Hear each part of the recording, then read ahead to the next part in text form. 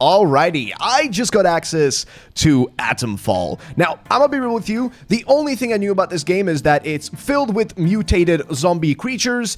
Oh, no, fuck off. A bunch of British people. You know what? She's actually kind of nice. Which is why she has to die. And a copious amount of tea and biscuits. Hey, you can actually drink tea in the game. That's kind of weird.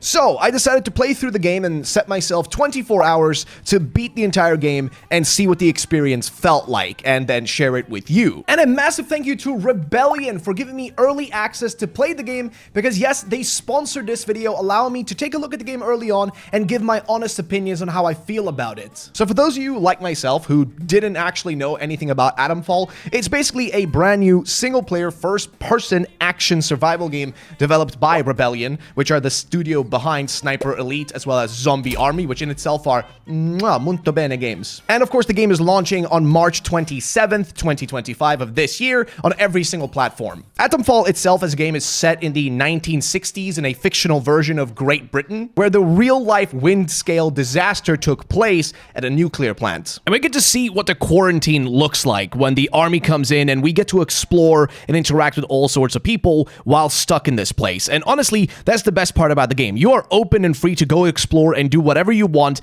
and even after playing this game for 24 hours, I only scratched the surface of what it has to offer. Which is why you need to go and play the game as well, because it's literally on every single platform. It is on Xbox Game Pass, Xbox Series X and S, as well as Xbox One. And hey, if you're a PlayStation player, it's on PS5, PS4, and if you like PC like me, then it's on Steam and even Epic Game Store. So you literally have no excuse to not try the game. And you can click my link in the description or the pinned comment to go and get your hands on the game. So a massive thank you to Rebellion, and let's get started. So let's talk about why Atomfall might just be the biggest surprise of 2025, and why going into the game completely blind might have actually been the best decision I could have made.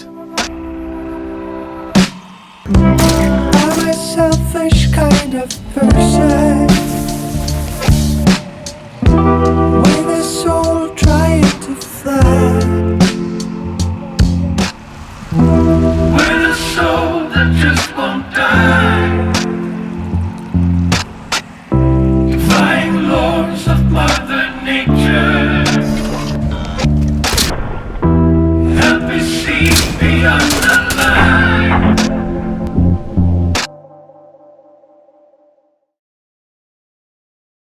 My story starts by waking up with a mild case of amnesia. As I wake up, though, I talk to one of the professors here, and he gives me a key card and tells me to just get out of this place. Instantly, there's a lot of curiosity for me because I don't know where I am, I don't know what's going on, but as I try to exit this place, I run into my first piece of stealth and combat before I walk into the most beautiful thing I've ever seen. Holy shit. I think I may have forgotten to turn the oven off at home. No, but for real, look at this place. Like seriously, look at this place. This is incredible. It looks beautiful. It looks gorgeous. I cannot think of any other game that actually has this kind of aesthetic. I mean, we don't really get a lot of games that are set within the UK to begin with, but this is really taking one of the most unique aspects of Great Britain and showcasing it in the game. I mean, we've probably seen games set in London, but we don't really get to see anything that's a bit further north. Now, instantly, I get to wander around and just explore what's called Slatendale. Okay, so there's like a demonic voice from a phone booth. Nice. Well, this guy looks okay. Oh my fucking god, these dudes. The initial atmosphere is great, and the first people I meet in this area are these outlaws. I can take them down and beat them up to get myself loot and different items. Also, I love that the outlaws basically have these face paints that make them look like they're straight out of Clockwork Orange. I even get a feeling of like We Happy Few a little bit when I'm encountering them. But the actual combat in the game is pretty straightforward. You can either stealth up on people by going into bushes and then coming up behind and doing takedowns, or you can just pick a weapon and just shoot people. Honestly, how you approach these kind of things really depends on what you want to do. Sometimes going guns blazing makes the most sense because it's the quickest option, but other times it's better to just take your time and not overdo it. To be fair, like the closest comparison I can make to how the combat feels is like Far Cry, and I'm talking like original Far Cry 1, Far Cry 2. That's like the feeling you get. So if you like those kinds of games, you will get a similar experience here. Speaking of which, by the way, the actual game in terms of difficulty is, okay. Oh, come on, please just let me climb, for fuck's sake. Interesting, because you get to choose and fine-tune exactly how difficult you want the game to be for yourself. Like, you can choose everything. You have the initial, like, difficulty curve, which it does make a difference. Like, it definitely does make the game feel harder, but you can even go so deep down to every little detail. You can change how difficult you want the NPCs to be, how many of them should spawn, everything like that. You can fine-tune the experience to exactly what you want. I would recommend starting at the highest difficulty. That's what I did, but due to time constraints, I had to lower my difficulty a little bit later into the game. But I would say start from the highest difficulty, because that was the most immersive and fun way for me to experience the game as I went in. After walking for quite some time, I reach Wyndham Village. This place is under control by Protocol, which is a pseudo-army detachment that's here trying to keep everybody safe, or at least that's what they're saying. The village environment instantly screams, quaint British village. I mean, look at this place. It has everything. I mean, there's also an obscene amount of Union Jacks everywhere, but generally speaking, the place just screams United Kingdom. You'll also see these giant robots that will walk around. These are the Bard robots. They're dangerous. Don't fuck with them until later in the game. Early on, it's not worth to even interact with these things. They will just instantly kill you. Also, everybody in the village will be kind of aggressive, no matter who you talk to. They generally are kind of assholes, which sounds about right. I also get to talk to Captain Sims. Now, here's the thing with this guy, though. Here's where you will learn that this game doesn't have a traditional quest system. Instead of having traditional, like, quests which you follow, like side quests, main quests, anything like that, the game doesn't do that. Instead, it's an open-ended investigation model. Basically, you get to talk to everybody. You can talk to literally any character. Every single investigation that you do, every interaction, will still lead you back to the main story. Everything is interconnected. So, an example of this investigation is I offered the captain to go and deal with the local bakery lady. Something is sketchy with her. Okay. All right. I don't know what the fuck a bakery lady could do, but okay. Ooh, you can pour tea. You can pour tea. I love that there's tea everywhere. It's literally tea everywhere. Oh yeah, you're totally not sketchy. The fuck is this sound, man? Like hearing voices literally from everywhere. As I talk to her, I learned that her husband is missing, and she's a little bit sus of the army. But after looking at one of her notes, it tells me to go to the garage. At the garage, I find another note, and it's from another woman and her husband. And it turns out that they are friends. And the husbands had actually tried to enter the Interchange. Now, the Interchange is honestly the core to the game's story and the core to the game's gameplay loop, because you will be going there all the time. So I sneak in because I'm not even allowed to go there, and I find the body of the bakery woman's friend's husband. It's kind of complicated, but I find his body. Now, here's the thing. He is dead, but I learned something interesting from the note he left, as well as the key I found, which is that he got infected by something, and that is what Captain Sims is worried about. There seems to be some sort of infection spreading all around the place, and, well, he was right to be worried. So, I make my way back into the bakery, and I talk to the bakery woman. I tell her that I know these details, and she begs me to not tell the captain about it. I then take the key and I go upstairs where there's a weird noise coming from the bedroom. I open it, only to be attacked by her husband, who has blue eyes and is fucked up. So yeah, I make the decision to kill him. At first, I try to just walk away, but if I walk away, he'll still aggro me the entire time. So eventually, I put a bullet in his head, and she freaks out. She actually reacts to him dying, so I kill her too. Whoops. So yeah, in some way, maybe I shouldn't have killed the bakery woman. This could have led to a different outcome later in the game. But doing this, though, gains me favor with Captain Sims. Ah, yes, murder. I love murder. I like how he's happy that I literally killed her. It's ridiculous. And to be honest, I agree with Captain Sims. She was suspicious. She was hiding something that she wasn't meant to hide. And you'll quickly learn that you cannot really trust anybody in this game. It's like an early lesson in skepticism. Every character you meet is going to be suspicious and set a level of intrigue, making you want to learn more about them and making you want to explore more and investigate further. So since I found that body at the Interchange, I decide, you know what, I'm not allowed to go there, so I'm going to do it anyways. And entering it, well, there's a few things that happen right away. First of all, the atmosphere is terrifying, okay? As soon as you enter, you get attacked by fucking rats. And I'm gonna be real with you, I hate them. I hate the rats in this game. They are annoying. They are infinite because they just come at you like 50 at a time. I hate them. And they're also terrifying. The noise they make, creepy as shit. The Interchange is a scary place, but it's also the core to the game experience. This is where everything connects and where you want to go once you find further details. But because I don't have enough of what are called these atom battery cells, I go out and keep exploring. Which leads me to the interconnected narrative and consequences that you have in this game. See, Atomfall truly feels open. An example of this is when I discover the random plot of one of the merchants wanting to invade the village alongside a bunch of druids. Now, how did I end up learning this? Well, I just started to explore a little bit around the village, eventually finding a camp as well as a secret underground base, which revealed that the local merchant was going to invade the village. Well, this information, I just walk around and eventually run into the church. Here, I discover the body of the woman who was doing this research. But yeah, she's kind of dead. I talk to the priest and he wants to hide the murder, but also requests me to deal with the merchant himself. So what do I do? I love it when games make the priest into an actual fucking psychopath. Great, I love it. I mean, I don't even know if he's a psycho. He just wants me to whack some dude. Well, I actually end up selling out the priest to the captain, and I saved the merchant. Don't know why I did it. Now, you might think this quest is just random and unrelated, but I'll kind of circle back to this in a second, because everything is interconnected. For example, there are 2 more zones besides Slatendale, as well as, of course, Wyndham Village. You have the Casterfell Woods. Now, this area is really nice. There are a few elements to it, though, that make it a little bit creepier. Of course, it has a giant dam. There's also the druids. Now, these guys seemingly worship the infection that's taken place here, or whatever is coming from the nuclear plant, but it doesn't end there. There's also a lot of interesting characters, like, for example, at the Datlow Mansion. Inside, we can meet Prudence. Now, she's the one who owns this mansion alongside her sister, and they have a butler as well, but the butler and the sister cannot really be seen, and also she acts a little bit cuckoo, to be real with you. I love that I can at least like lie to her. Like I can get info without being an asshole.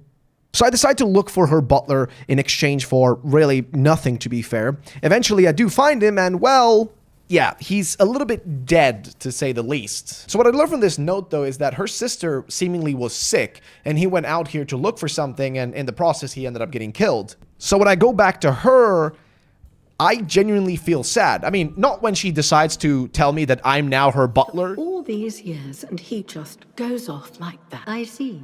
Then you're here as his replacement. Go about your duties as soon as you can. She just assumes that I'm going to work for her and I'm going to be her butler all of a sudden. But I do feel sad for her because she gives me a key to a secret room.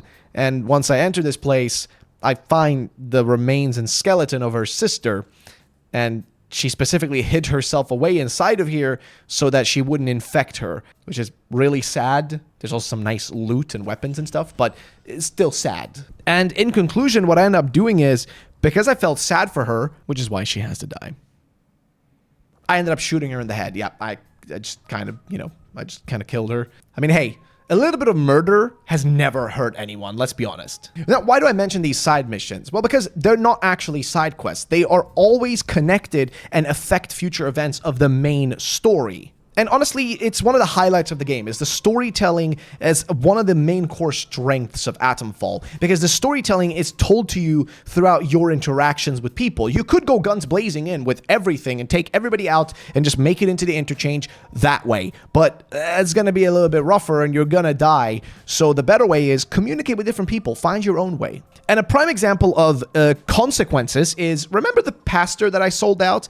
Well, when I talked to one of the merchants in Slatendale, turns out the pastor actually had one of the atom battery cells. Now, the atom battery cells are really important. They're required for the main plot of the game, which is the Interchange. It's used to unlock different sections of the Interchange and eventually try to make your way inside of Oberon. The Oberon is the center of the game's main plot, and it's only able to be reached through the use of the Interchange. But to use the Interchange, you need to get the atom cell batteries, and to get the atom cell batteries, you got to explore, barter, and talk to a bunch of people, or just kill a bunch of robots. So, with me putting the pastor in jail, he's one of the people who had an atom cell battery, and now I cannot get it. because I put him in prison. Do you see how the consequences of what I did earlier came back to bite me? But at the same time, this choice is not the end of the world because there's always a way to still reach the end of the game, even if you go guns blazing. The game is made in such a way that everything is interconnected. So what about some of the gameplay and, systems of the game? Well, first of all, remember how I talked to that merchant? Well, she's not the only one. There's a few merchants in the game you can talk to, and I do wish the game had more of them. I think that there's not enough of those guys you can interact with, but the ones that are there are pretty neat. So the girl actually barters with me, and I'm able to get an atom cell battery from her as well, but it doesn't end there. Another element of the game is actually the metal detector that she has. So I'm able to barter and get a metal detector, and I'll be real with you, I love this thing. There's something about the metal detector that feels nice. It's like satisfying. It's almost like playing like pressure wash simulator. There's a weird like euphoria when you do find something in the ground. It feels nice. But the bartering system itself is very much like comparable to, I want to say, like Fallout 1. It has a similar feeling to that. Like, it's not super expansive and massive, but it is concise and nice to use, and it has a value to the gameplay when you do go around doing things, making the world feel more real. Another aspect of the gameplay has got to be, of course, the combat. Now, you've already seen me walking around shooting people. There's not like a massive variety of weapons in the game. There is a limited quantity, but it makes sense for the time frame the game takes place in. I mean, we are in 1960s, Great Britain. So a lot of the weapons are going to be stuff you may have seen like in World War II. So you'll see a lot of those kinds of weapons. But there are some other things in the game, like, for example, this baton, which looks like something straight out of Doctor Who. And again, the combat very much reminds me of Far Cry. Like, it has very much that Far Cry feeling of, like, sneaking around bushes and doing takedowns. But to be honest, again, the main gameplay system that I love the most is the investigations. They genuinely are non-linear, so you can enhance your sense of freedom by going in any direction and talking to a bunch of different people. Sometimes helping one person out may not end up being the best choice to do. You cannot even trust quest markers. Like, if you look at your map and it tells you go here, you cannot always trust that that place is going to be safe or that what the person told you is actually true. You have to sort of have your wits about you. Like, for example, why is this phone booth ringing? Okay. Yeah, I'd like some cheese on my pizza. Sounds good. All right, so these phone booths, whenever you do get a call from them, you will quickly start to wonder, okay, who am I talking to? And can I trust the voice on the other side? And besides the voice, I mean, it's literally an old school British phone booth. The entire game is filled with these aesthetics that are very much British in culture. The phone booths, there's also like a ton of references to Doctor Who. I mean, his literal like little spaceship thing can be found on top of a hill. There's also seemingly a reference to like Excalibur inside of a rock. You can also find a reference to The Wicker Man, which is a British movie about pagans, which makes sense because druids are a bunch of pagans to begin with. It really wears its influences on its sleeves. It doesn't try to hide away from what it's trying to be, which is a British-inspired action survival game. So yeah, lots of British references, but then there's of course the phone booth. Now if I listen to it, it will tell me that Oberon must die. And it's a creepy sentence, but it's the constantly repeated thing by the phone voice. Now, I could listen to the phone voice and do exactly what it tells me to do, or I can just go around and do things in whatever way I wish to do. It really depends on how you want to approach it yourself. But speaking of the word Oberon, I was actually curious, what does it mean? What is it a reference to? Well, interestingly, Oberon is the king of the fairies in medieval and Renaissance literature, best known as being one of the characters in William Shakespeare's play A Midsummer Night's Dream, which is interesting because it makes you kind of wonder, well, what are we dealing here with? Is it going to be some sort of fairies or some sort of king of fairies? I mean, there is a lot of fairy-like architecture in the game, let's put it like that. And if you really think about like Northern England, it does have a bit of a, mystical feeling about it. But nonetheless, though, there is the element again of, do I trust this voice? The entire game constantly has you questioning who can and can I not trust in this game.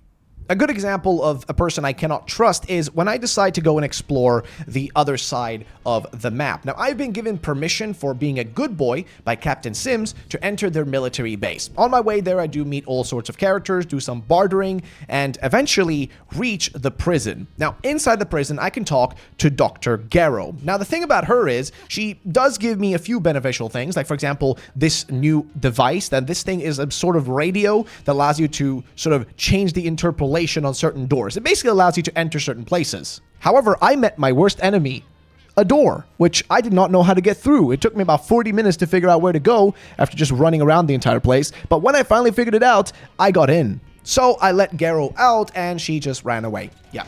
She left me behind. I could actually run up and catch up to her if I'm fast, and if I do this, she will just, well, still be an asshole. I literally let her out of prison, and she left me to die alone here, because once you let her out, the military gets very aggressive towards you. Again, illustrating this point of the fact that there is a lot of treachery and just betrayal in this game. You cannot trust anyone. However, I can decide if I still want to cooperate with her. I can still help her out and help her reach the interchange, which I end up doing only to later talk to Captain Sims, and I tell him the truth and he shoots me in my face.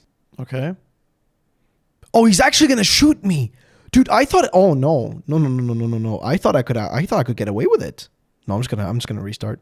So I reload my save file and I instantly tell him a lie. So yes, as you can see, you have to lie yourself all the time too. Characters will lie to you. You will lie to them. You will do bad things. You will do good things. The game really gives you the freedom to do investigations for whoever you want to. You can literally just stick with Captain Sims, which is what I did. I stayed on his side throughout the majority of the game. Or you can go with different people. You can listen to the voice on the telephone. You can listen to Dr. Garrow, or really any character that tries to get you to the interchange and get you to the end of the game. And there are quite a few immersive and satisfying mechanics in the game. Like I said, a good example of that would be the, metal detector. That's a really fun one to use. Another satisfying thing is the combat, especially when you take down the giant robots, the bards. If you want to shoot them, you can just aim for the back of their, armor, where they have these giant tanks filled with fuel. If you shoot those, they will explode, but it takes quite a few bullets to get it done. Now, everything leads back and connects to the interchange. As we explore the interchange, we can enter the medical wing, which reveals what Oberon experiments may have led to. There's a bunch of these zombies that will run around. Now, killing these things is hard. They take so many bullets, especially because they're not human anymore. So, killing them is not as simple as a single bullet to the head. I know this isn't a horror game, but it does have some elements that make you feel like it's a horror game at times. However, what I do discover here, though, is a key for the church basement. Now, remember, I've already sold the priest out, so if I go back to the church, he's not going to be there, and I'm not going to be able to get my atom core battery. So what do I do instead? Well, I go to this basement, I unlock it, and I meet a new person. Now, here I meet Dr. Alan Holder. Now, he's one of the people who's been researching and working on Oberon. Again, I don't really know what Oberon is, but he tells me some details about it. And once I've learned these details, I actually revealed that Dr. Garrow is at the interchange, and they're colleagues, so I assume that they will work well together, and maybe this will lead me down to a different ending in the game, because there's a lot of endings in this game that you can get. So after telling Holder about Garrow being in the interchange, we go there together. Are you just gonna stand there? What is it you want? And holy shit, he just fucking shot her. Why? What the fuck? Yeah. See, this is what I mean about interconnected. See, had I never met Dr. Holder, he would have never learned that she was still alive, Dr. Garrow, and he would have never shot her.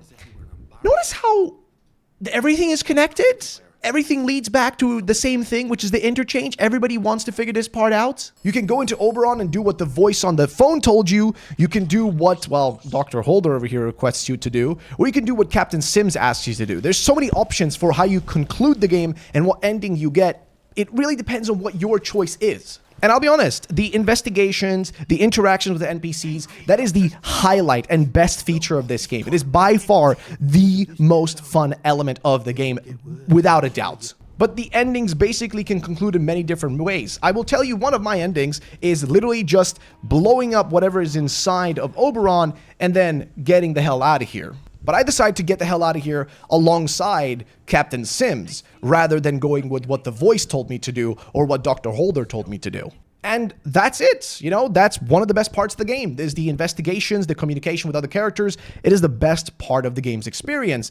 But there are a few things that I do have a little bit of a complaint about, which is there is a lack of weapon variety, I would say, as you're going around and killing people. And at times, certain enemies can feel like bullet sponges, especially on higher difficulties. It makes sense, though, that they would be, because they're not human anymore, or if it's a giant robot, it makes sense too.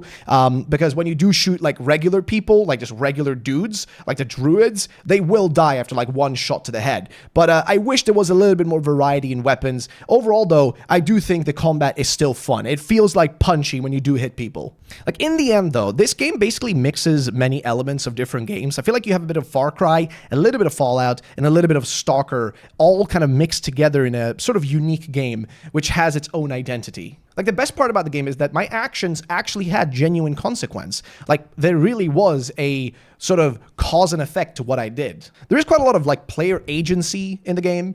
You're going to be making a lot of decisions for yourself, and I think that's where this game stands out. Like, a lot of people will be comparing it to Fallout, but I don't think it really is like Fallout. I think the game is, well, partially like Fallout, but not the modern Fallouts. I'd say it's more similar to Fallout 1 and maybe Fallout 2, but more so Fallout 1. It reminds me very much of the OG Fallout game, which is the one I've played on the channel, and it's got a similar feeling to it, where it doesn't feel like the world is massive, but it feels like the zone you're in is large enough, and there is enough people to interact with, where there's a cause and effect to the things you do, but in a more concise and focused way. Like, unlike a Ubisoft game where there's just a giant open map with a shit ton of things to do, but none of it feels like you want to really do it. It's just there for the sake of being there, but it hasn't been designed well enough for you actually to enjoy doing it. And I think, again, it reminds me of early Far Cry as well. Not, again, modern Far Cry, just very much the early Far Cry games, where the combat is very similar to this, but also that sort of feeling of exploration where it feels like there's a purpose for exploring rather than just exploring being there for the sake of it. I mean, it does have Fallout elements. I do think the nostalgic value and like the sort of atmosphere can be a little bit similar in the sense of like Fallout is set in sort of a, you know, like the old school Americana and like, you know, the 60s or whatever. And you do see the similar thing going on here, but like the UK version of that. But it feels far more like Stalker with the setting being a nuclear disaster rather than an atomic war. And I kind of like that it's simple. I think this game is like a nice, very well condensed journey. It doesn't feel like it's trying to do too many things all at once. It's just trying to be a fun, concise, and enjoyable experience. Which, by the way, when you think about it, this game is like $49.99. This is a really good price for a full-fledged game. I mean, what games do we get nowadays that are $49.99 and actually fully fledged, fully finished, really just bug-free game? Because I didn't really experience any bugs in the game. That isn't charging us $70 fucking dollars. So, in conclusion, as somebody who was paid to play this game, do I recommend it as my honest opinion? I would say yes. If you're going in expecting, though, to get a gigantic open world with a million things to do, don't. This is a concise game. It almost feels like a British, like, TV drama. If you ever see any, like, criminal murder dramas from the UK, you know that they usually only are, like, 5 episodes. They're short, concise, but punchy, and they make you interested because there's a mystery going on, and that's basically this game. It's a punchy boom, boom, boom, boom, boom experience that's not going to overstay its welcome. You're going to have fun with it. You're going to enjoy it. You're going to try to play the entire game, get all the different endings, try to interact with every NPC, and in the end, you're going to have a freaking conclusive and nice, enjoyable time in the game. So, as my conclusion on how I felt about playing, Atomfall early on and completing the game in only 24 hours, I loved it. I think it's great. I think you guys should check it out. There's going to be, of course, a link down below in the description to go and play the game yourself, or the pinned comment. You can go right there too. If you guys want to play the game, it is on Xbox Game Pass. It is on PC for Steam and Epic Game Store, as well as the Xbox One, Xbox Series X and S, as well as PS4 and PS5. So the game is on every platform, and it looks beautiful, so you'll enjoy it no matter which platform you play it on. All right, and that's it. That's the game. Guess I'm gonna go get myself some tea and biscuits.